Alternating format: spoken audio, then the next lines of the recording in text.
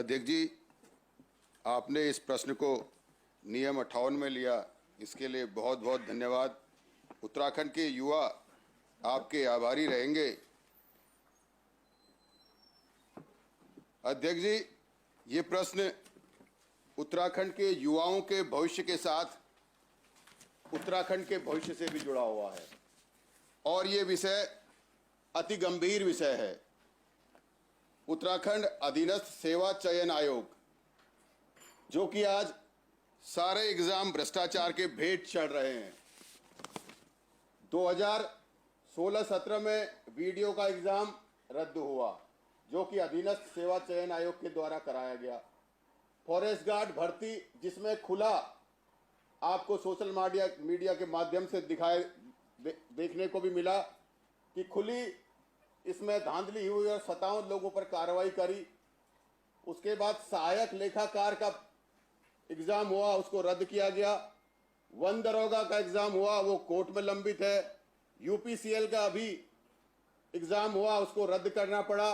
Video VPDO का exam हुआ, उसमें सारे लोग कोर्ट गए हुए हैं।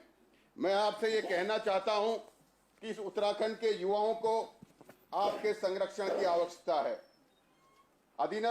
उत्तराखंड अधीनस्थ सेवा चयन आयोग एक एग्जाम कंडक्ट कराता है, जिसमें 80,000 अभ्यर्थी भाग लेते हैं और उस एग्जाम को 18 पालियों में कराया जाता है।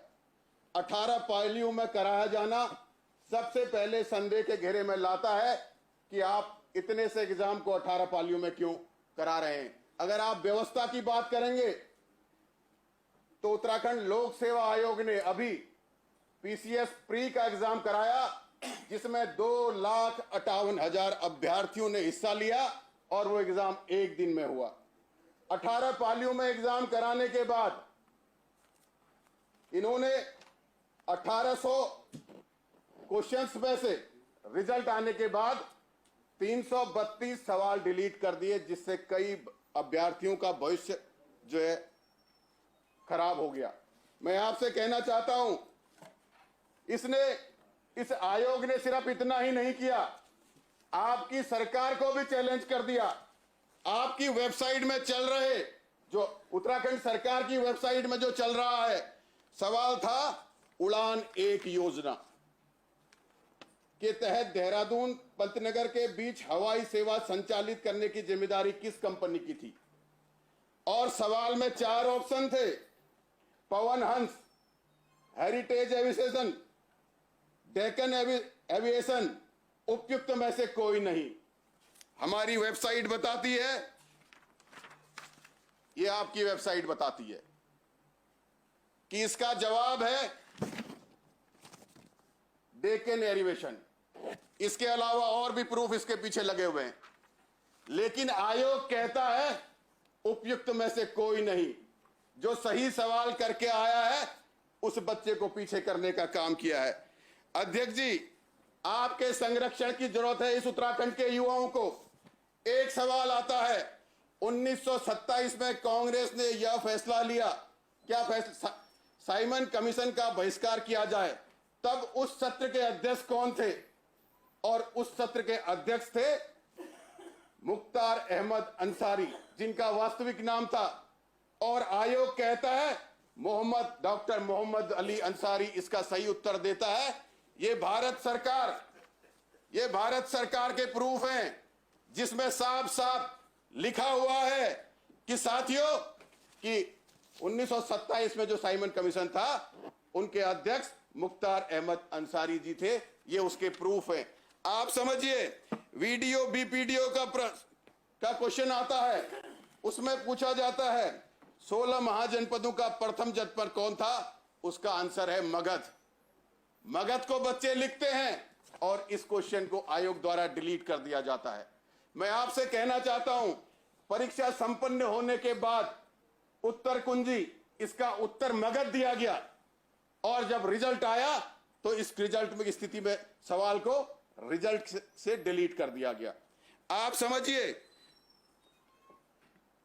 रॉबर्ट क्लास नहीं थे, ये खाली गवर्नर थे।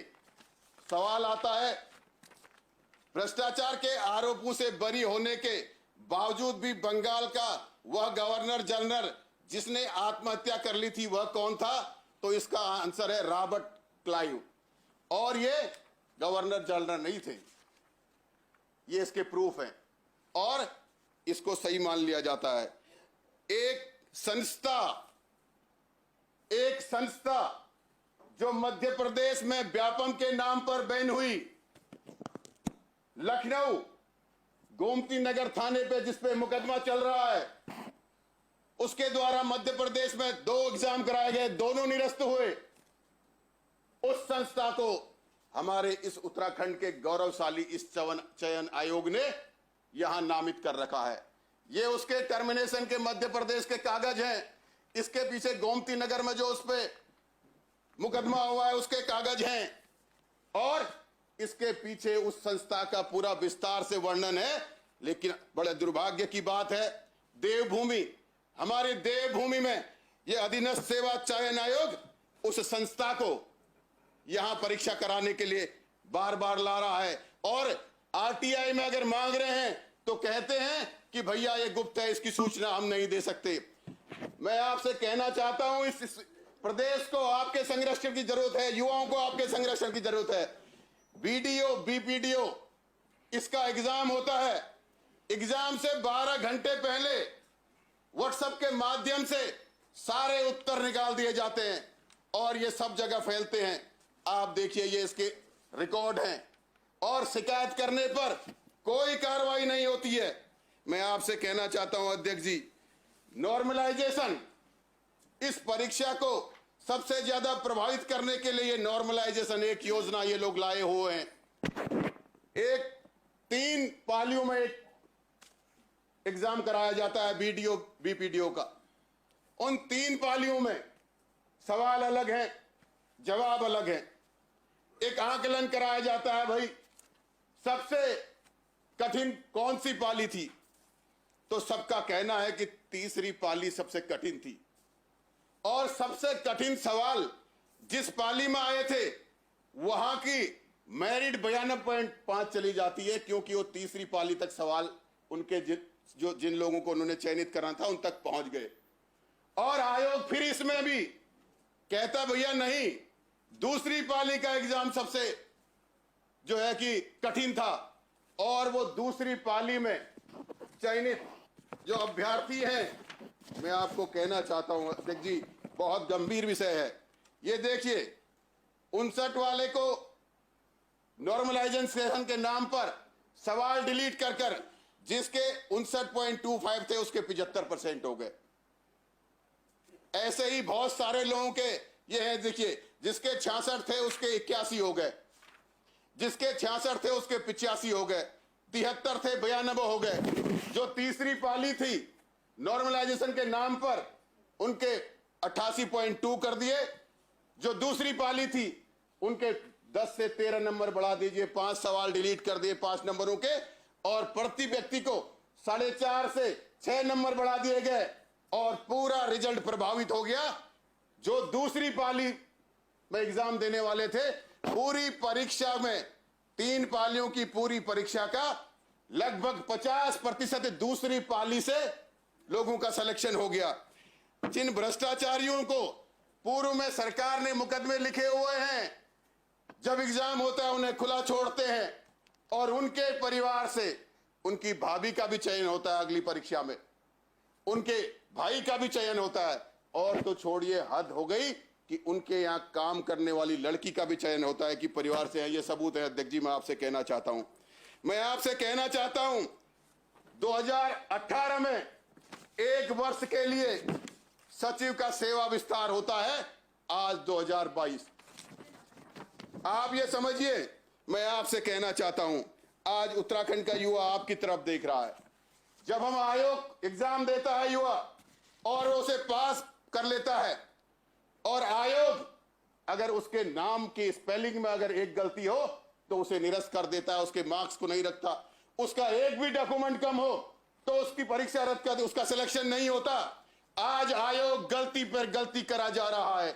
आयोग आज मनमानी कर रहा है, सही सवालों को गलत ठहरा रहा है, गलत सवालों को सही ठहरा रहा है, लेकिन आयोग के खिलाफ कोई कार्रवाई नहीं हो रही है। मैं आपसे कहना चाहता हूं, लोक सेवा आयोग ने अभी एक एग्जाम कराया, उस एग्जाम में घोषित करने के बाद पता चला कि एक उत्तर गलत था।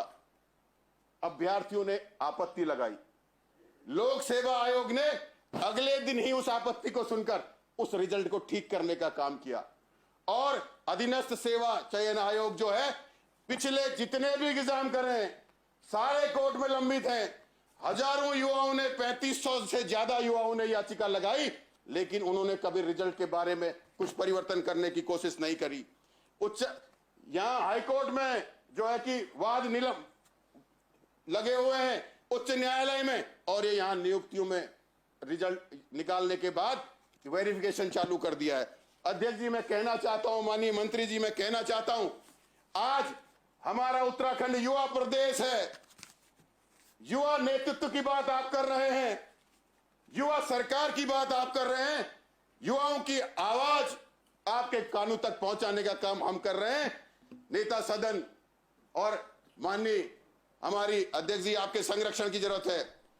मैं आपसे कहना चाहता हूं, ये उत्तराखंड का बेरोजगार युवा जो दिन रात पढ़ता है, पढ़कर मेहनत करता है, उनके माँ बाप अपनी पूंजी, गाड़ी पूंजी को उनके पीछे लगाते हैं, अपनी इच्छाएं दबाते हैं, उनके एक सुनहरे भविष्य की कल्पना करते हैं, और वो युवा जब एग्जाम देता है और उसके बाद जब रिजल्ट आता है तो उसमें वो लोग निकले हुए दिखाई देते हैं जो शराब की दुकानों में काम कर रहे हैं, जो कहीं और कर रहे हैं। तो मैं आपसे कहना चाहता हूं अध्यक्ष जी, ये आने वाले उत्तराखंड के भविष्य का सवाल है।